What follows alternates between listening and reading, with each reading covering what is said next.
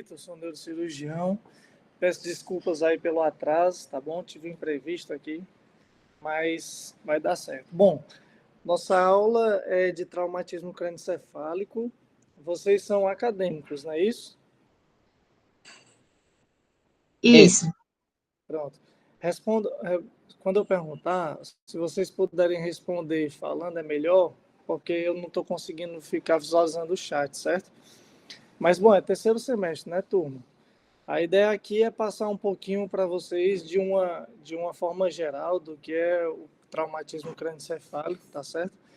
Desde a identificação até o manejo dele, tá certo? Obviamente isso aqui é um assunto extenso, né? Vocês vão ver durante toda a vida acadêmica de vocês e depois de formado também vão ter contato, nem que seja por um breve período, tá bom? Então vamos lá começar, né? Bom, o TCE, né, traumatismo crânioencefálico, ele é responsável por aproximadamente 90% das mortes pré-hospitalares, né? Antes dos pacientes chegarem no hospital, tá bom? Além disso, além da mortalidade alta, também é uma condição que provoca sequelas. E muitas vezes essas sequelas são graves ou moderadas, que comprometem de sobremaneira a vida do paciente. 75% dos TCE são leves, que bom, né? E aí os pacientes conseguem ter uma vida normal depois disso, certo? O TCE grave, ele, na sua condição, tem pelo menos um órgão ou um sistema acometido, e 25% desses TCEs graves vão ser lesões, vão ser patologias com alguma necessidade cirúrgica, tá? Aproximadamente 75% dos pacientes que sofrem TCE são do sexo masculino, né? E de uma faixa etária de 20 a 29 anos, tá bom? Quem já teve a oportunidade de andar, de estar no hospital de trauma aqui do nosso estado, vai ver que isso é o que a gente encontra lá. E está muito relacionado a acidentes automobilísticos, certo? Principalmente acidentes de moto, paciente sem capacete, tá bom? E aí, visando atingir esse público, foi criada até em 2008 uma lei, né, chamada Lei Seca, tá? Bom, o TCE, uma vez que ele tenha ocorrido, ele vai sofrer uma lesão, vai ser acompanhado de uma lesão cerebral primária, uma contusão, uma laceração, a lesão axonal difusa, né, ou LAD, fraturas. O nosso trabalho, a forma do médico atuar, vai ser prevenindo a lesão cerebral secundária, uma vez que a primária já está estabelecida. E quais são essas lesões cerebrais secundárias? Hipertensão, hematoma intraparencomatoso, edema cerebral, isquemia, hipóxia, vasoespasmo, tá certo? E a forma de prevenir a lesão cerebral secundária começa com o ABCDE, ou o XABCDE, né, a modificação aí mais recente que teve no atendimento do paciente politraumatizado. E o X é para identificar se esse paciente está exsanguinando, se tem alguma fonte de sangramento muito intensa que você vai atuar antes mesmo de proteger a via aérea, certo? Em seguida, o paciente vai para o A, de via aérea. Esse paciente tem uma via aérea pérvia, e você vai lembrar sempre de ver se o paciente também está de colar cervical. Se ele é politraumatizado, ele também pode ter sofrido alguma lesão cervical, certo? B, se o paciente está ventilando, e aí você vai prover monitorização, oximetria, pegar uma veia calibrosa e solicitar aqueles exames já de entrada, tá? C, circulação e controle da hemorragia. Aqui já é um pente mais fino, identificar algum tipo de lesão, mas que esteja mais obscura ali. Se o paciente tem alguma alteração cardíaca em relação à frequência, à sua pressão arterial, que você consiga identificar, observar um choque cardiogênico, certo? Investiga o tempo de enchimento capilar, se o pulso dele é um pulso bem pérvio, né? D, só aí a gente vai ver se o paciente tem uma disfunção neurológica. tá bom? E o principal que a gente vai avaliar é o Glasgow do paciente e as pupilas dele, tá certo? Então, para você ver, né? Às vezes a gente se choca com aquela imagem do paciente que está chegando desacordado ou até convulsionando numa emergência, e o nosso ímpeto, muitas vezes, né, é chamar um neuro para avaliar o paciente. Mas, antes de tudo isso, antes de uma avaliação neurológica, esse paciente precisa ter feito o básico, certo? E esse básico vai ajudar na prevenção da lesão cerebral secundária, tá? Por último é exposição e prevenção de hipotermia.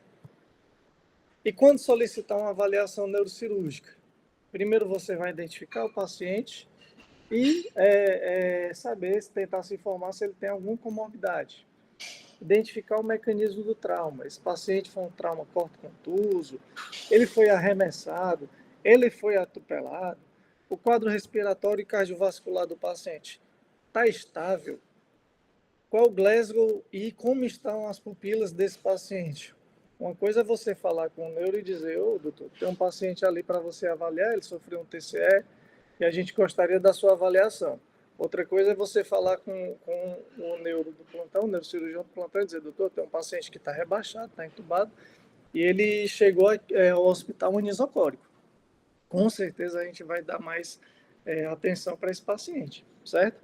O paciente tem algum déficit focal, ele tem alguma outra lesão associada, faz uso de alguma medicação, né? Muitas vezes é um paciente mais velho, mais idoso, faz uso de algum antiagregante plaquetário, certo?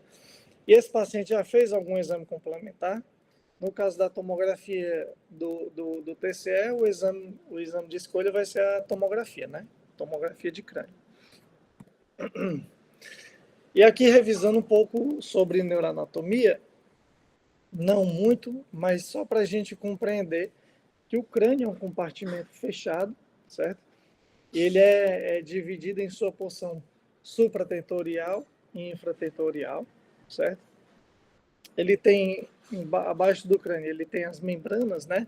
A dura mater, a aracnoide, a pia mater, certo?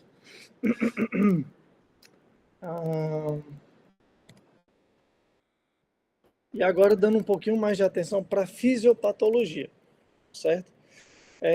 A nossa pressão intracraniana normal é em torno, abaixo de aproximadamente 10 a 15 milímetros de mercúrio. Ela não é uma pressão fixa, assim como a pressão arterial. Ela é variável, obviamente, tá? Partindo do pressuposto de que o crânio é uma caixa fechada, certo? E em seu estado normal, como a gente vê nessa figurinha aqui, ele é principalmente ocupado pelo volume do próprio encéfalo, né? Tem uma parte que é líquor e outra parte que é o sangue venoso e o sangue arterial, certo? O próprio cérebro, ele dispõe de mecanismos de autorregulação que permitem que o paciente esteja bem, certo? Mesmo que ele tenha algum processo expansivo na cabeça, dentro da caixa craniana. Seja essa massa, né? Esse processo expansivo, um hematoma, certo? Ou um afundamento de crânio, um edema cerebral que seja, tá certo? E o que é que como é que o cérebro se autorregula, digamos assim? Ele expulsa o que pode sair dessa caixa craniana para que essa massa possa ser acomodada. O primeiro a sair vai ser o líquor, certo? O volume de líquor que tem no compartimento craniano, ele migra, certo? E em seguida, o sangue, principalmente o sangue venoso, tá certo? Já que o sangue arterial, ele é importante para manter a perfusão cerebral, tá certo? E aí o cérebro, ele vai comportar vai conseguir ter essa autorregulação até que essa massa ocupe um volume tão grande, tão grande, tão grande, que vai descompensar esses mecanismos autorregulatórios, tá certo? E aí a gente tem esse gráfico aqui, que para quem já leu e já deu uma olhada nesse tipo de, nesse assunto, vai ver que ó, o cérebro mantém uma pressão intracraniana ali em torno de 10, normal, enquanto consegue comportar uma massa razoavelmente pequena. Mas a partir de um ponto de descompensação, essa pressão intracraniana sobe abruptamente, certo? E pode provocar a famosa herniação cerebral, tá certo? Só a título de curiosidade, existe uma pressão de perfusão cerebral, ela é em torno de 50 milímetros de mercúrio, e ela é calculada quando a gente subtrai a pressão intracraniana da pressão arterial média, certo? A pressão arterial média que permite o cérebro se autorregular é em torno de 50 a 150 milímetros de mercúrio, tá bom? E o que é que o cérebro faz? As redes capilares produzem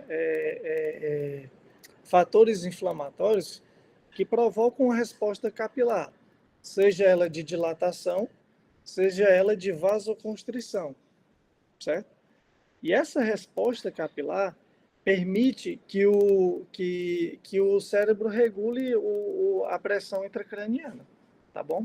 Até esse ponto que a gente conversou que descompensa, tá? O TCE pode ser classificado pela sua gravidade em mínimo, leve, moderado, severo e crítico, certo? E para isso a gente usa a escala de Coman-Glasgow, que apesar de imperfeita, ela é mais utilizada, ela apesar de imprecisa para alterações discretas e por não ser uma escala não linear e não intervalar. O que é que eu quero dizer com isso? Não é porque o paciente está em Glasgow 12, certo? Que esse paciente necessariamente vai ser potencialmente mais grave do que um paciente que está em Glasgow 13, 14, certo?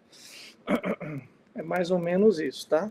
E aí o que é que a gente analisa na escala de Coman de Glasgow? Primeiro a resposta ocular, né?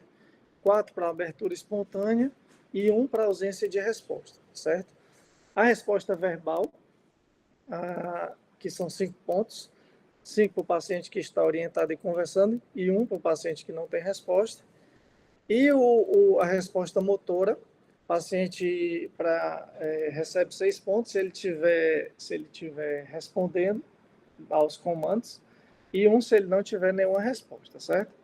Essa escala também ganhou uma nova variável, que é o Glasgow P, que além desses fatores que a gente conversou aqui, né, da resposta ocular, verbal e motora, a gente avalia a pupila do paciente, certo?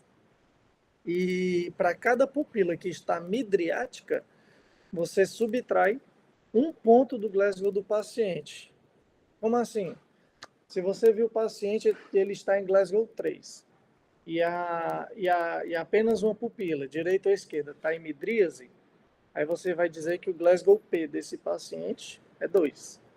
Se as duas pupilas estiverem em midríase, o Glasgow P dele vai ser 1, certo? Lembrando que o TCE leve, o Glasgow é de 13 a 15, certo? O moderado de 9 a 12 e o grave de 3 a 8, certo? Um adendo. Você pode considerar também o paciente com TCE mínimo se ele tiver um Glasgow 15, sem perda da consciência e amnésia. Um TCE leve, se ele tiver um Glasgow 15, mas tiver uma perda da consciência menor do que 5 minutos, ou se tiver alguma alteração no estado de alerta ou da memória. O Glasgow moderado, além do 9 ao 12, né? Aqui ele botou 13, mas é 9 ou menor que 13. Se ele tiver uma perda da consciência maior ou igual a 5 minutos, ou se tiver um déficit neurológico. O Glasgow, o estado severo é de 3 a 8, e aí o crítico do Glasgow 3 a 4. E quando realizar uma TC de crânio nesses pacientes? Não são todos que precisam, certo? Paciente com TCE moderado e grave vão precisar de uma TC de crânio, sem contraste. O TCE leve, apenas se tiver um alto risco de intervenção neurocirúrgica. E quem são esses pacientes? Se ele tiver uma queda do Glasgow, menor que para abaixo de 15 após 2 horas do TCE, se ele tiver alguma suspeita de fratura aberta ou afundamento do crânio, se esse paciente tiver sinais de fratura de base do crânio, se o paciente apresentar vômitos, se tiver idade acima de 65 anos ou uso de anticoagulantes. Pacientes com moderado risco de lesão cerebral, perda da consciência maior que 5 minutos, amnésia após o TCE maior que 30 minutos e um mecanismo de trauma perigoso também ganham uma tomografia de crânio. E quanto à morfologia do trauma, né? A gente vai separar a morfologia do trauma em focal ou difusa.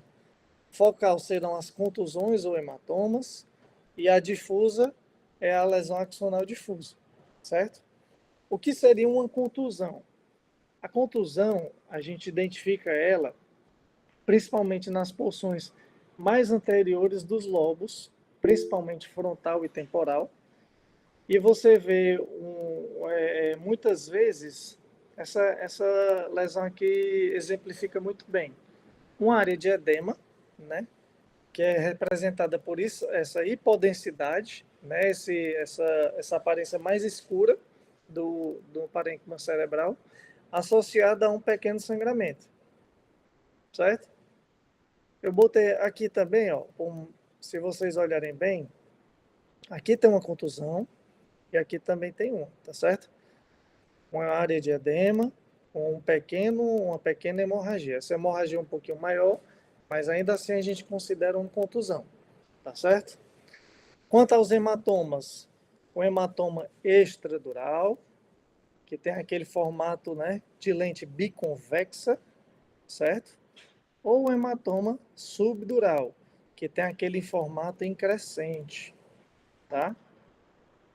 E a lesão axonal difusa, muitas vezes a gente pode ver, muitas vezes não, algumas vezes, a gente pode ver essas pequenas lesões branquinhas, né, hiperdensas, dispersas no parênquima cerebral. Mas isso não é o comum, certo? O que mais chama a atenção nos pacientes com lesão axonal difusa é porque você avalia o paciente clinicamente, ele está muito grave, mas quando você olha para a tomografia de crânio dele, você não vê tanta alteração. E muitas vezes você não vê nada, certo? Você vê e você acha às vezes que é uma tomografia de crânio normal, tá? Professor, Oi, pois não. nesse slide passado, né, tem uma imagem de uma contusão que ela gerou um hemoventrículo, né? A gente considera essa parte de contusão não como hemorragia subaracnoide, né? Considera só como contusão mesmo. Na verdade, as hemorragias subaracnoides existem são as HSAs, né? Existem as HSAs traumáticas também, certo? O hemoventrículo pode ser considerado hemorragia subaracnoide, sim, certo? Você está certo. Bem aqui, ó, não sei se você consegue identificar essa alteraçãozinha branquinha, ó, certo? O que é isso? É o sangue que ocupou o lugar de um sulco, certo? Essa é a famosa hemorragia subaracnoide. E o que a gente chama de HSA traumática, certo? Elas são mais comuns na porção anterior dos lobos frontal e temporal também, tá? Mas pode considerar assim um HSA traumática, ok? Show. Obrigado. Ei, De nada. uma dúvida. Hum. A doutrina do Monro Kelly 4.0, na prática, ela é utilizada ou nem influencia muito? Cara, assim, a doutrina Monro Kelly, a gente usa a critério de estudo mesmo, sabe? Quando a gente vai ler, vai estudar, né? Quando você pergunta se ela é utilizada, se ela é utilizada na prática, é isso? Como é que você Isso. pergunta? aqueles conceitos de complacência intracraniana e tal, de questão do ponto máximo até onde a PIC pode atingir, para até indicação cirúrgica. Cara, assim, é porque eu não estava preparado para falar de pique. Então, você diz de monitorização de pique, né? Não é isso? Isso. É. Algumas vezes, para a gente indicar uma cirurgia de um paciente, muitas vezes, quando tem alguma dúvida, vê o paciente com edema cerebral muito grande, certo? A gente pode passar, pessoal, um catéter, que é um catéter para monitorizar a pique, certo?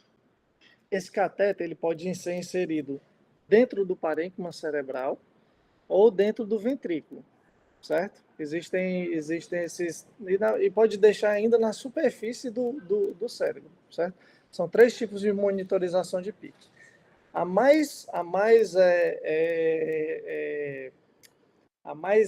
Digamos que tem a maior exatidão e a mais prática para a gente é aquele catéter que a gente deixa dentro do ventrículo do paciente. Porque além de monitorizar a pique, a gente consegue fazer alguma coisa com ele, que é drenar a líquor, certo? Que aí você consegue meio que tratar um pouco aquela pressão intracraniana, certo? O que é importante na pique? A curva dela, certo? Porque na prática o que a gente vê é que muitas vezes esses monitores eles não são exatos, tá bom? Então, quando você vê uma mudança na curva e a pique estoura, aí realmente pode virar uma indicação cirúrgica, sim, certo? Agora, geralmente a gente indica uma abordagem se essa pressão intracraniana ultrapassar 20, 25, certo? Respondeu a Ah, tua entendi. pergunta? Sim, sim. Obrigado. De nada. Pode interromper, viu, pessoal? Fica à vontade, tá? Professor, Oi, pois não. aqui nas contusões, né? Porque o hematoma epidural tem esse formato clássico do biconvexo, subdural, esse o crescente. As contusões Uhum. são só essas hemorragias intraparenquimatosas, São com história de hemorragias caos. intraparenquimatosas, mas o principal, o que mais define é o edema, certo? O que mais define a contusão é o edema, e aí, na maioria das vezes, associado a uma hemorragia, mas nem sempre, certo? Porque essas hemorragias das contusões, elas podem aparecer depois, tá bom? Certo, show. Aí o edema na Ó, TC eu vejo. você vê por esse aspecto mais escuro, né? Que na leitura da tomografia você diz que é hiperdenso, Certo, obrigada. certo? Só uma dúvida, vocês já tiveram alguma aula de radiologia? O S7 sim, mas o S3, na verdade S4, acredito que não ainda. Quer dizer, acho que sim também. Ah, então tem Alguém mais de vai- uma turma, né, assistindo aula.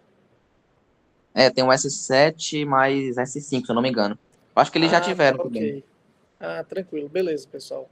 Então, assim, na nomenclatura das tomografias, a gente usa o termo hiperdenso e hipodenso, tá certo? Para que o hiperdenso, para as lesões com maior densidade, né? Ou seja, na prática, vendo assim branquinho, certo? E hipodenso para quando ela for mais escura, tá certo? O isodenso é aquela lesão que tem a mesma densidade do parênquima cerebral, tá certo? Então, quando eu disse hiperdensa, é porque ela está mais branca, certo? E hipodensa é quando ela é mais escura, como aqui, ó, tá? Posso passar? Posso? Pode sim. Tô Pode. passando. Beleza. É... E aí, turma, esse slide aqui, o que é que eu quero mostrar para vocês? O que é uma herniação cerebral, certo? Esse corte aqui é um corte coronal de um tecido cerebral, né? Cérebro, certo? Aqui o que é que a gente vê? A gente vê essa região, ela passando para essa parte aqui, que é o lado esquerdo, passando para o lado direito, certo? Qual é a estrutura dural, né, que divide os dois hemisférios cerebrais? É a foice, certo? Então, como é que a gente chama isso aqui? É uma herniação subfalcina, tá bom? Esse aqui é um aspecto de uma contusão, certo? Se a gente comparar este lado com este lado, a gente vê que os giros estão mais gordinhos, estão mais edemaciados, e essas lesões escurecidas aqui é sangue, tá certo? Então, provavelmente isso aqui é uma contusão, tá bom? No corte axial, a gente vê aqui também, ó, uma área mais edemaciada, indo para o outro lado, certo? Também uma herniação subfalcina, tá? E o Brenswelling, o que é o edema cerebral, certo? O edema cerebral é uma alteração também que pode acontecer tanto no TCE quanto outras patologias que provoquem hipertensão intracraniana. E você vai identificar ele quando você vê que a massa branca e a massa cinzenta estão de colorações muito parecidas, certo? Quando você tem uma perda de diferenciação córtico-subcortical, tá? Esse aqui eu botei esse exemplo meio que para dar uma exagerada mesmo, certo? Aqui você vê uma completa desdiferenciação córtico-subcortical. Se você olhar aqui esse parênquima, ele é todo igualzinho, não tem nenhuma diferença. Eu vou voltar aqui alguns slides para vocês notarem o que é essa diferenciação córtico-subcortical. Olha aqui a substância branca, como ela é um pouco mais hiperdensa, né? A substância branca não, a cinzenta, como ela é um pouco mais hiperdensa, e a substância branca, ela é mais hipodensa. Quando você tem um edema cerebral difuso, o cérebro vai perdendo essa diferenciação. Esse caso aqui, esse paciente provavelmente estava em morte cefálica, que é o fim do brain swelling se a gente não conseguir tratar. O paciente vai entrar em ME, certo? Outra forma de classificarmos o TCE é um trauma aberto penetrante de um trauma fechado, certo? A gente viu alguns traumas fechados, aqui eu coloquei o trauma penetrante, certo? A gente vê aqui uma estrutura que parece que está atravessando o parênquima cerebral. Percebem? Isso aqui provavelmente não. Isso aqui é um projétil de arma de fogo, certo? O orifício de entrada provavelmente foi nessa região aqui, ó, do lado esquerdo do paciente, certo? E o orifício de saída vai ser aqui do lado direito. Por quê? Porque geralmente o orifício de entrada do projétil, isso varia por diversos motivos, mas geralmente o orifício de entrada é menor, certo? A bala tem mais velocidade, então ela atravessa com mais facilidade o osso, tá bom? A partir do momento que ela vai perdendo velocidade e atravessando todo o parênquima, ela vai provocar ela vai reduzir a sua velocidade, mas vai ser o suficiente para provocar uma fratura no osso, muitas vezes. Né? Às vezes a bala nem sai, ela fica dentro do parênquima cerebral. Mas só para vocês entenderem, né, o que é um trauma aberto, tá bom? Penetrante. Bom, e aí chegou esse paciente com TCE na emergência, o que é que a gente vai fazer? E aqui a gente vai para as medidas específicas, né? Porque a gente já viu que todo paciente politraumatizado vai receber aquele mesmo tratamento do esquema XABCDE. Primeira coisa, elevação da cabeceira, 30 a 45 graus. Isso aqui pode parecer pouco, certo? A gente vai elevar a cabeceira e vai mudar a vida do paciente? Muitas vezes sim. Que a minha vivência de neurocirurgia, por mais que não seja, né, anos e anos e anos, eu tenho o quê? 9 anos de neurocirurgia, 8, 9 anos. O que a gente vê quando o paciente está com uma monitorização de pique, às vezes você chega vai avaliar o paciente e vê que a pique dele está um pouco elevada e a cabeceira dele está baixa. A gente eleva a cabeceira, a pique do paciente cai facilmente 10 milímetros de mercúrio, certo? Então, essa medida, por mais que seja muito, muito simples, ela também é muito, muito eficaz, tá? Cabeça reta em posição neutra. Por quê? Para permitir uma perviedade dos vasos cervicais, um bom retorno venoso e permitir a chegada do sangue também, né? Pelas carótidas vertebrais, enfim. Evitar hipotensão, tá? O paciente, a gente deve evitar uma PA sistólica menor que 90 milímetros de mercúrio. E grandes pressões, a gente pode permitir à vontade? Não, não pode permitir à vontade. Mas o cérebro, lembrando lá da doutrina Monro-Kelly, ele é capaz de se adequar a pressões arteriais médias de até 150 milímetros de mercúrio. Lembra? Evitar hipoxemia. O paciente tem que ter uma PaO2 de pelo menos 60 e saturação de O2 de pelo menos 90%. Evitar o uso precoce de sedativos ou de bloqueadores neuromuscular. Por quê? Porque aumenta o risco do paciente ter pneumonia, sepsis, que são as complicações que a gente vê muito nesses pacientes.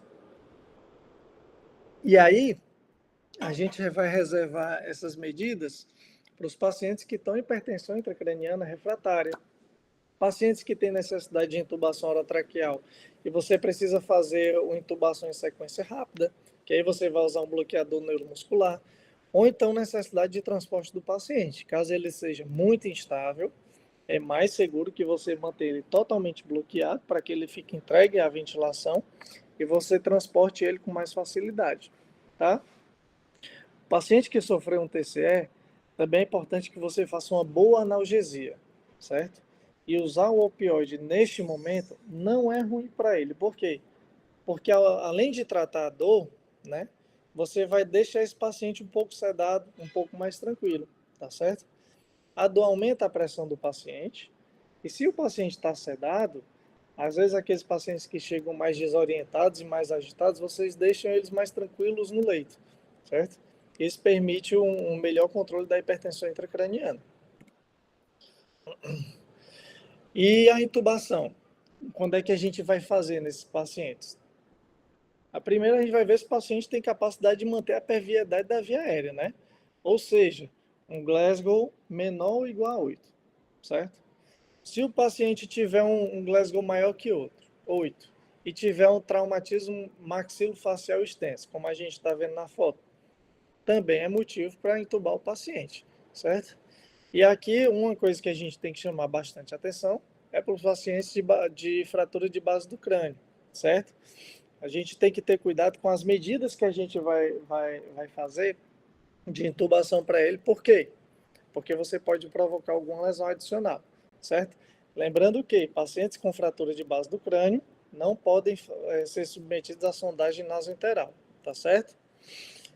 Outras medidas, prover normocarbia, uma PaCO2 em torno de 35 a 40, tá? E hipotermia profilática por 48 horas, que é algo mais controverso, certo?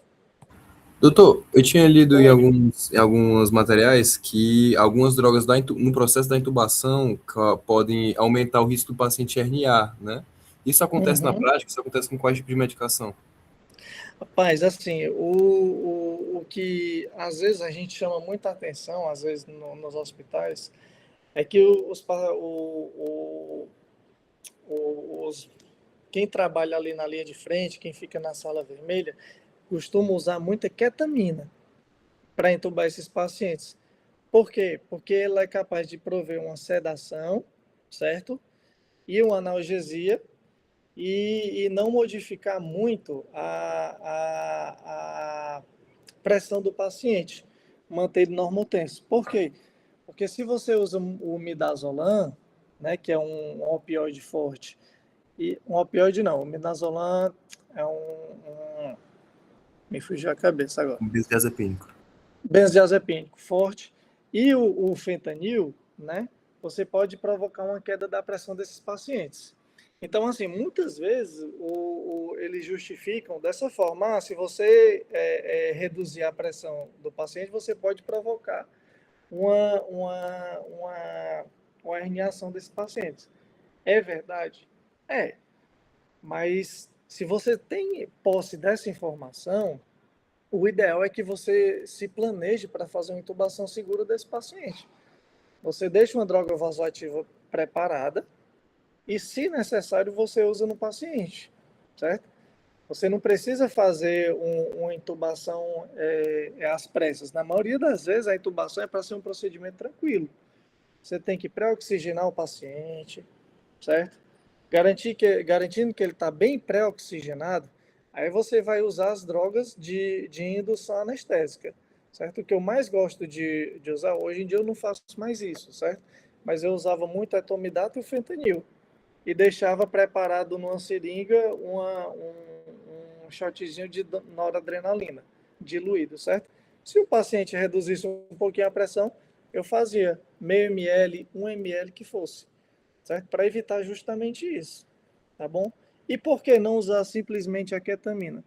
Porque o poder sedativo e analgésico dela não é tão bom, tá certo? Os pacientes muitas vezes aumentam muito a pressão quando isso acontece.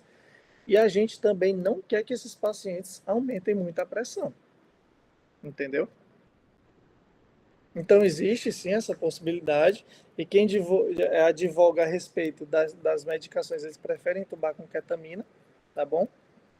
Mas se você fizer um bom manejo da parte hemodinâmica do paciente, não tem problema você usar o velho benzo com opioide, não. Tá bom? Entendi, doutor. Entendi. Obrigado. Beleza? Ok. E sobre os antiepilépticos, a gente tem que usar um antiepiléptico de rotina? Não. Ele não deve ser usado de rotina, certo? E o seu uso profilático também não previne que esse paciente possa, porventura, apresentar epilepsia de uma forma mais tardia, tá certo? E quando ele deve ser utilizado? O que a gente faz é usar nos primeiros 7 dias, nos casos de hematoma subdural agudo, hematoma extradural agudo ou hematoma intraparenquimatoso, pacientes com fratura craniana aberta ou com alguma lesão intraparenquimatosa, né, quando o osso migra para dentro do parênquima, se o paciente tiver alguma convulsão nas primeiras 24 horas do trauma, se o Glasgow tiver menor que 10, traumas penetrantes, abuso de álcool ou alguma contusão hemorrágica na TC de crânio. E aí você usa nos primeiros 7 dias, certo? Depois dos 7 dias, pode suspender, não precisa nem fazer o desmame, tá bom? E se porventura ele apresentar no futuro convulsão, aí você vai manejar. E as medidas específicas para hipertensão intracraniana? Ali a gente falou um pouco do básico, né? E agora vamos para medidas específicas. Sedação pesada com fentanil e morfina, certo? Porque esse paciente não deve sentir dor. E, se necessário, bloqueador neuromuscular, certo? Drenagem de 3 a 5 ml de líquido, se o paciente tiver com um catéter intraventricular. Lembra que eu falei do catéter de pique, né? Que a gente pode posicionar ele dentro do ventrículo. Hiperventilação, certo? Reduzir a pressão, a PCO2 para 30 a 35 milímetros de mercúrio, certo? Sabemos que o CO2 ele é um potente vasodilatador cerebral, certo? E aí, se você diminui a pressão de CO2, você permite que ele fique menos vasodilatado, menos inchado, certo? O manitol, a gente pode usar? Pode, mas apenas na evidência de hipertensão intracraniana franca. Se o paciente tem algum efeito de massa, ocasionando anisocoria, paciente grave. E aí você usa o manitol naquele momento e até uma avaliação neurológica, certo? O seu uso contínuo e profilático, que muitas vezes a gente vê, deixa o manitol de 6 em 6 horas, de 8 em 8 horas. Você pode ver isso nos hospitais, tá certo? Mas não é o ideal, tá bom? Se você precisar de alguma forma, de alguma medicação para manter o paciente com para reduzir o edema cerebral, o ideal é que a gente use uma salina hipertônica a 3%, tá bom? O bolus de solução salina a 20%, de 10 a 20 ml, também é factível. E você pode intensificar ainda mais a hiperventilação do paciente, tá? Falando um pouco agora sobre fraturas de base do crânio, certo? Aqui é uma calota craniana no seu corte sagital e axial, certo? Aqui no corte sagital a gente vê a fossa anterior do paciente, aqui, ó, tá? Aqui é a fossa média, aqui no corte axial, e aqui é a fossa posterior, certo? Aqui é o forame magno, tá bom? E o forame magno é por onde herniam as tonsilas cerebelares, certo? Por isso que eu estou chamando a atenção para ele. As fraturas de base do crânio, quais são as principais alterações que a gente vai ver quando o paciente sofre, certo? Primeiro, aqueles sinais famosos, né? O sinal do guaxinim, do olho de guaxinim, o sinal de Bethel, certo? Ou presença de fístula licórica, que pode se manifestar como uma rinorreia ou uma otorreia. Como é que é isso, essa rinorreia e otorreia? Está saindo líquido claro pelo nariz do paciente ou pelo ouvido do paciente, certo? Quer dar o diagnóstico? O diagnóstico padrão ouro é a dosagem de beta-2 transferrina. Temos isso nos nossos hospitais? Não. O que a gente faz? Pega um glicosímetro e mede a glicose desse líquidozinho que sai do paciente, certo? Quando você compara, e se ele tiver em torno de 2/3 da glicemia sérica do paciente, você já pode ter aí um grau de certeza de que esse paciente tem uma fístula licórica, tá bom? Por quê? Porque tem uma fratura de base do crânio, né, que você vai identificar pelos sinais clínicos, tem a saída de líquor pelo ouvido ou pelo nariz, e você ainda pode procurar as alterações na tomografia de crânio, né, das fraturas. Bom, agora vamos um pouco para a prática, só para a gente frisar aqui algumas alterações que a gente pode ver nas tomografias dos pacientes que sofrem TCE, certo? Esse paciente aqui, o JDS, tem 28 anos, sofreu um TCE por queda de moto, certo? Paciente Glasgow 15 sem déficit. O que é isso aqui? É um hematoma o quê? Epidural, né? Epidural. Epidural, exatamente. Ele tem aquele formato de lente biconvexa, certo? Comprimindo o lobo temporal, certo? Se vocês olharem aqui, essa imagem é interessante porque mostra aqui o mesencéfalo, certo? E você vê que já tem uma deformidade aqui do mesencéfalo, né? Que é como se fosse o lobo temporal se insinuando e querendo comprimir, digamos assim, o mesencéfalo, certo? É aquele negócio, né, que a gente conversou. O paciente é Glasgow 15. Só porque é Glasgow 15 esse paciente não é um paciente grave? Esse paciente é grave. Esse paciente tem indicação de cirurgia, certo? 1% dos TCEs são os hematomas epidurais, certo? Eles acometem mais adultos jovens, né? Sendo raro antes dos 2 anos e após os 60 anos, mais homens do que mulheres, e em 85% das vezes está associado a lesões arteriais. E aí a mais comum é a lesão da artéria meningia média, né? Está muito associada à fratura do osso esfenoide, certo? Esse paciente é comum que ele tenha um intervalo lúcido, certo? Esse paciente sofre um TCE, perde a consciência, acorda, age como se estivesse tudo bem e do nada rebaixa a consciência, certo? Esse é o famoso intervalo lúcido e está muito associado nesse tipo de lesão, certo? Quando as lesões não são arteriais, provavelmente essas lesões vão estar associadas a alguma lesão de algum seio venoso, certo? Como aqui, nessa imagem, certo? Aqui a gente vê um hematoma epidural, tá bom? E na topografia do seio, da transição, do seio transverso para o seio sigmoide, tá? Olha aqui, a gente vê do lado direito que ele está inteirinho, e aqui do lado esquerdo ele por conta do TCE, Ele sangrou, né? Outro caso, AJS, 65 anos, TCE por queda de moto. Foi encontrado em Glasgow 6 e anisocórica, certo? Olha que interessante essa imagem. Ó. O paciente tem um hematoma subdural agudo, certo? Tem um desvio da linha média, né, das estruturas da linha média, que é o que a gente denota aqui como uma herniação cerebral, certo? E aí, o que é que chama a atenção do hematoma subdural agudo? Ele tem uma letalidade maior do que o do hematoma epidural. Ele denota que é um trauma de alto impacto e com maior dano cerebral. Então, por vezes, ele está muito associado a um edema cerebral, certo? E ele tem lesões vasculares também venosas, mais do que nos traumas epidurais, tá certo? Ele não tem um intervalo lúcido, os pacientes rebaixam na cena e continuam rebaixados.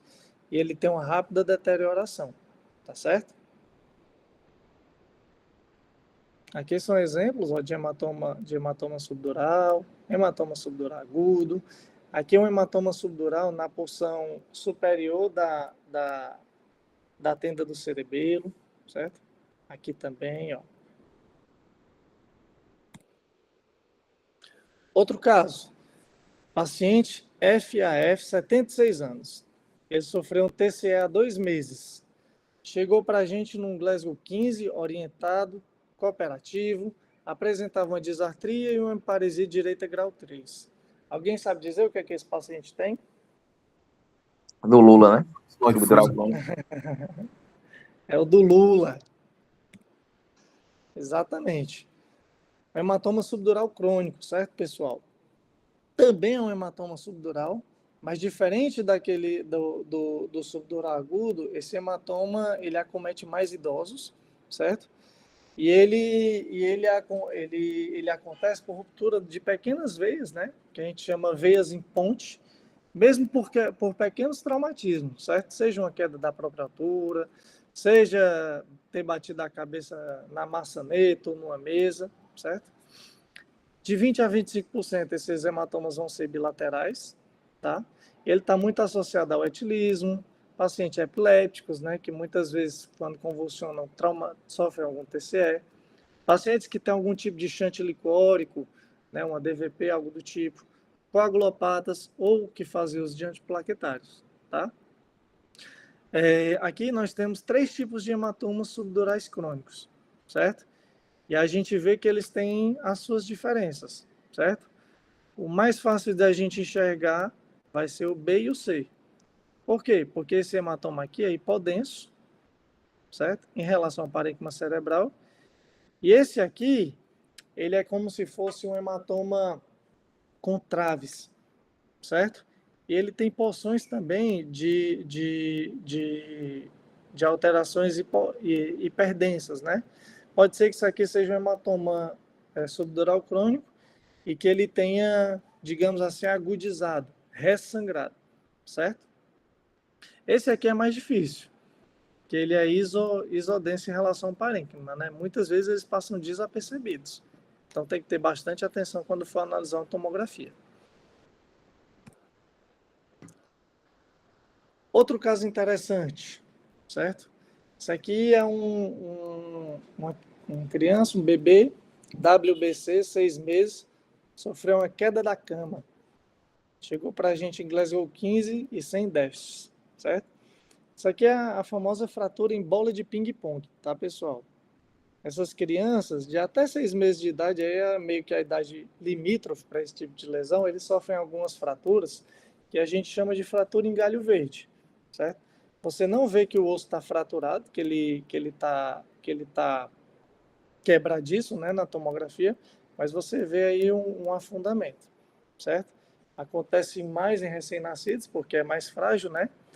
E às vezes só de você apertar você pode causar isso, certo?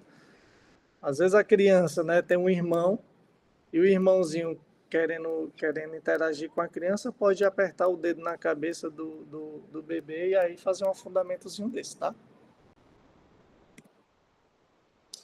Ah, outro caso interessante, pneumoencéfalo, certo?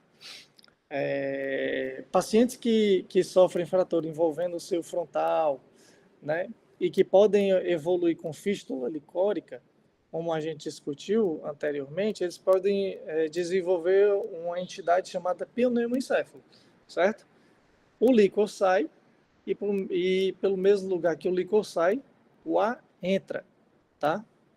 Alguns casos podem ser bem severos, tá bom? E o paciente faz um pneumoencéfalo hipertensivo.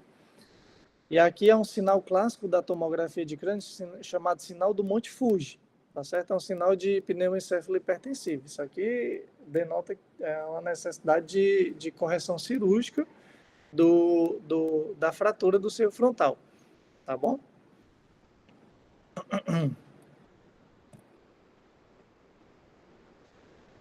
Bom, aqui é um exemplo de um hematoma subdural crônico bilateral, certo? Aqui a gente pode ver, ó, uma partezinha do hematoma nessa região frontal. E aqui, ó, ele meio que o parênquima, não sei se vocês conseguem ter essa noção, certo? O parênquima está mais colado ao osso, mas quando vem para cá, ó, aí você vê que está se formando outro hematoma, tá certo? E desse lado fica um pouquinho mais fácil da gente ver. Aqui é o hematoma subdural crônico, e aqui é o limite com o parênquima cerebral, ó. Hematoma subdural crônico bilateral, tá bom? Aqui é outro exemplo de um hematoma extradural parietal esquerdo, certo? E eu trouxe ele por quê? Porque doença não lê livro, tá certo? Né? E aí, na maioria das vezes, a gente vê esses hematomas associados. O paciente não tem só um hematoma epidural, geralmente ele tem um hematoma subdural agudo associado, tá bom? E aí você vê também, além do hematoma subdural agudo, ó, uma contusãozinha frontal à direita, nessa região, certo? Então, o mesmo paciente, ele pode ter vários tipos de lesões focais, certo? Seja um hematoma epidural, um hematoma subdural agudo ou uma contusão frontal, tá? Outro caso, fratura. Fratura, o paciente sofreu um TCE fechado, tá? E aí aqui tem quando a gente vai ver aqui o tracejado ósseo, tem uma falha dele, né? Uma parte das espículas ósseas estão dentro do parênquima, está associada a uma contusão, né? Que é definido pelo quê? Pela área de edema, principalmente, muitas vezes associada a uma área hemorrágica, tá? E além disso, tem uma HSA traumática também, certo? Olha aqui, esse sanguinho que a gente vê aqui ocupando os sulcos é HSA, tá? Tem na região bifrontal e parietal, se a gente quiser ser bem legal, a gente consegue ver também, tá bom?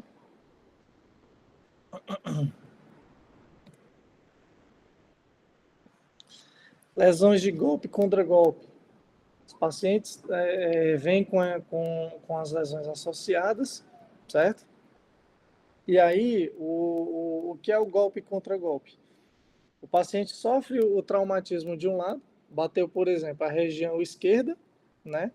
E aí você vê uma transmissão de força através do parênquima cerebral, provocando lesão lá do outro lado, certo? Então, essa é a lesão de golpe contra golpe.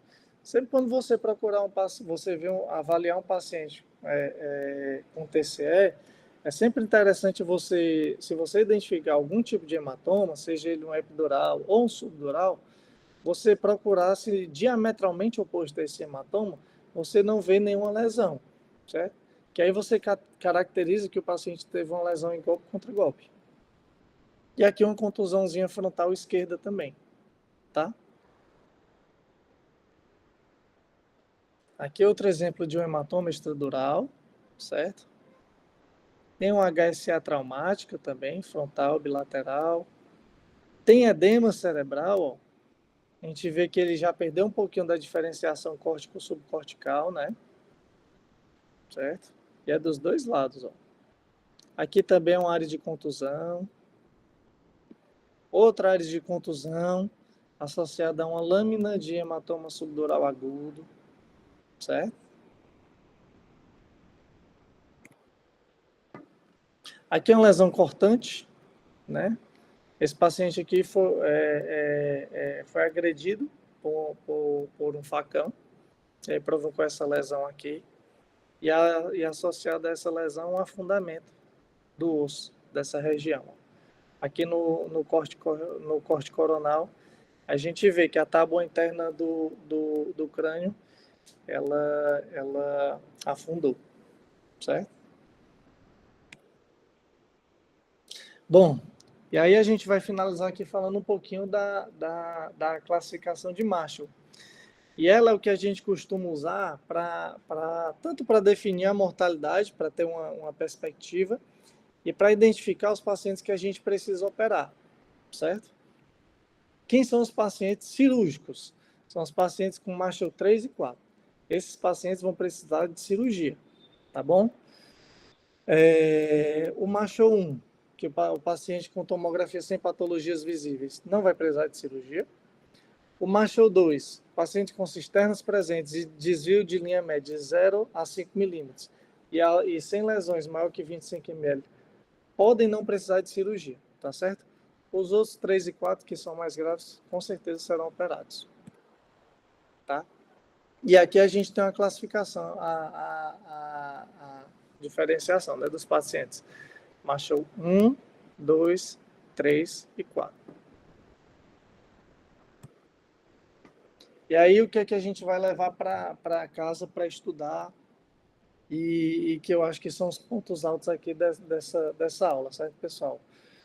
O manejo do TCE é a prevenção de lesão secundária, certo? Infelizmente, a lesão primária não tem como você atuar, a não ser nas políticas públicas, né, prevenindo os acidentes, tá bom? A gente, como médico no hospital, vai prevenir a lesão secundária. O ABCDE do trauma, acompanhado da estabilização cervical, eles são prioritários, tá bom? Então, você não pode se emocionar vendo um paciente rebaixado, convulsionando, claramente com uma patologia neurológica, tá bom? Você tem que ser frio e você tem que agir seguindo aquele padrãozinho de atendimento, que é assim que você vai fazer o melhor pelo paciente. Hipotensão e hipóxia são venenos para o cérebro lesionado, certo? Por isso que se frisa tanto, né?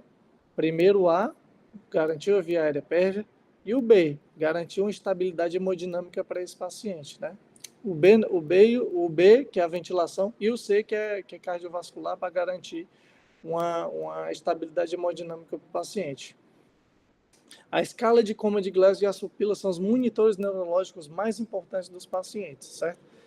Como eu falei antes, por mais que o Glasgow seja uma escala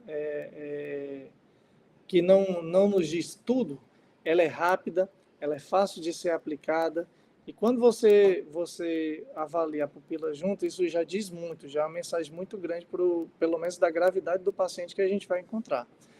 A avaliação neurocirúrgica é necessária, mas ela deverá ser solicitada de forma criteriosa, certo? Não sejam os médicos ao fulano, certo? Vocês quando estiverem atuando, vocês têm que procurar ser o mais resolutivo possíveis, tá certo? Mas dentro da capacidade de vocês, ok? Essas foram as referências que eu usei para preparar a aula, tá, pessoal? E muito obrigado.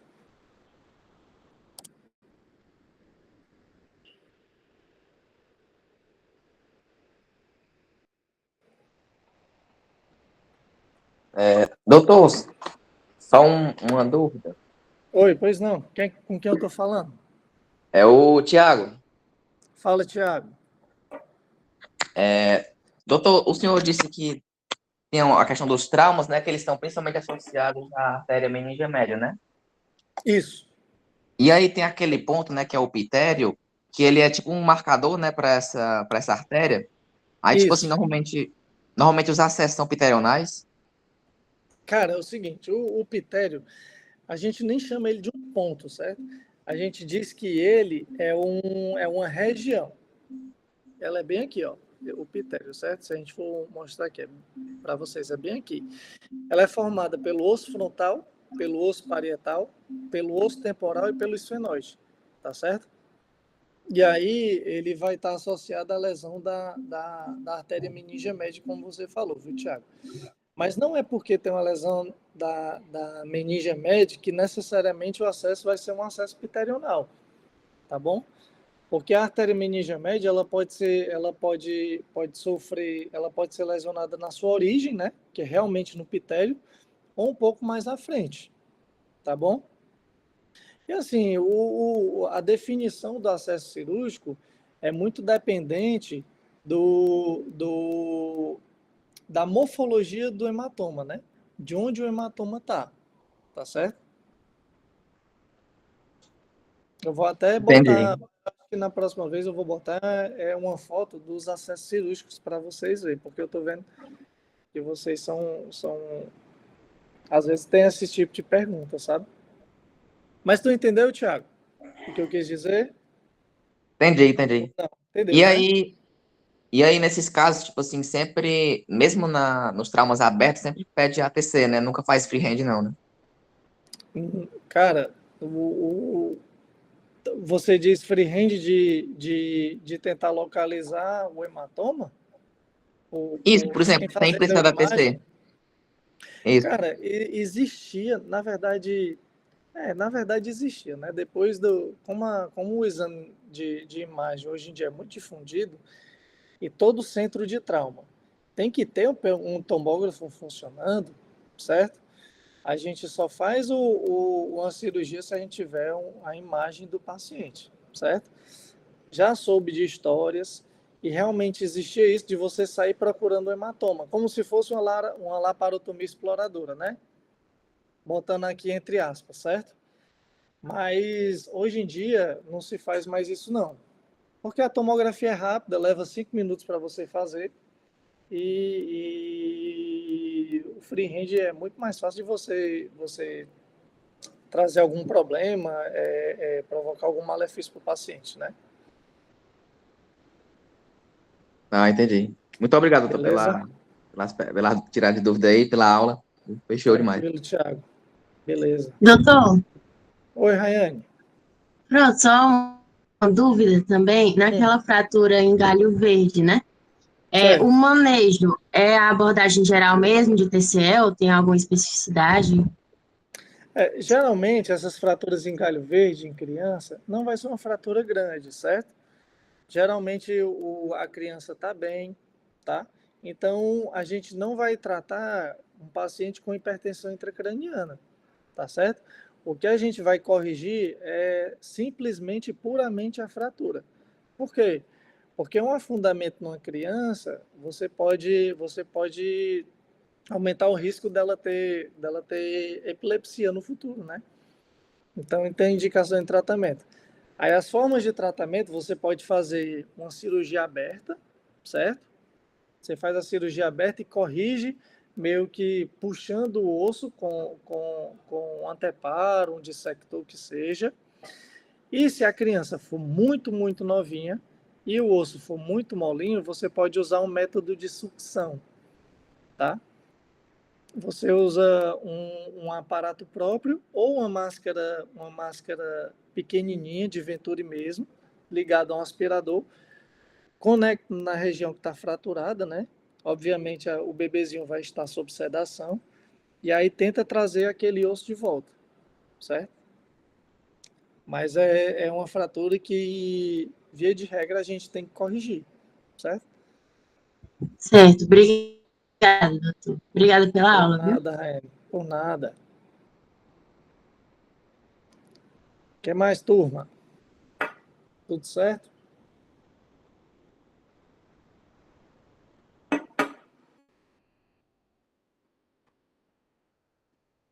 Acho que sim.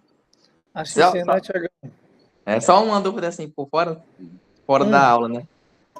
Certo. Como, Pode dizer. como foi, tipo assim, a inserção do senhor do mercado de trabalho? Foi tranquilo, assim?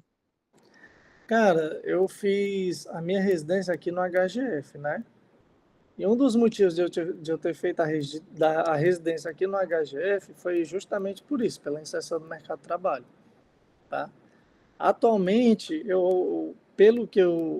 na forma como eu entrei na minha residência e como eu saí, o mercado para a gente melhorou muito, tá certo?